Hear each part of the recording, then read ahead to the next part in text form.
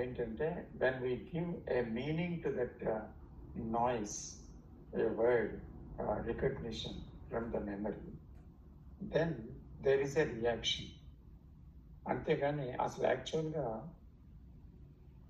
ఆ విషయాన్ని ఆ విషయాన్ని వింటున్నప్పుడు ఆ వర్డ్ అనే విషయం ఏదైతే ఉందో అది శబ్దం, మీరు అన్నట్టుగా ఏదైనా ఒక నాయిస్కి ఒక మీనింగ్ ఎవరిస్తున్నారంటే the knowledge which we have in the brain about that noise.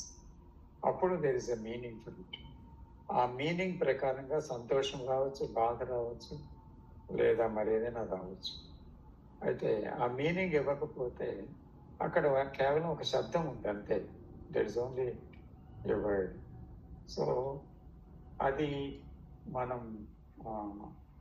ఆ శబ్దాన్ని వింటున్నప్పుడు మీనింగ్ ఇస్తున్నామా లేదా అనే విషయాన్ని ఆ క్షణం గమనించగలుగుతున్నామా, అంటే వెంటనే ఆ నాలెడ్జ్ రికగ్నైజ్ చేసి దానికి ఏదైతే చెప్తుందంటే ఏదో ఒక గతంలోనికి తీసుకెళ్ళి దాని అనుభవాన్ని ప్రకటిస్తుందా, ఒక పేరు పెడుతుందా, ఇది కోపమైన మాట, ఇది భయం, ఇది ఆనందం, ఇది ఇష్టమైనది, ఇది దుఃఖమైనది అంటూ ఒక నేమింగ్, లేబిలింగ్ ఇచ్చి థాట్ మూవ్ అవుతుందా?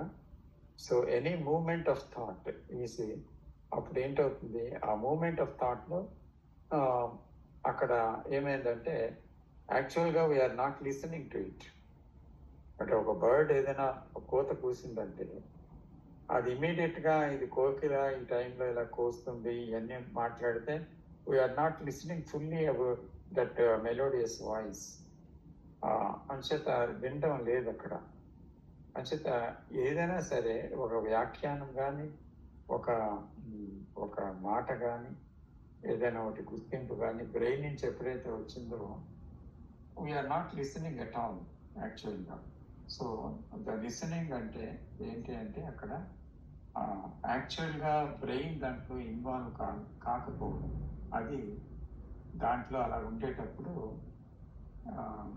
అక్కడ ఎటువంటి ఒక ఇది కలగదన్నమాట.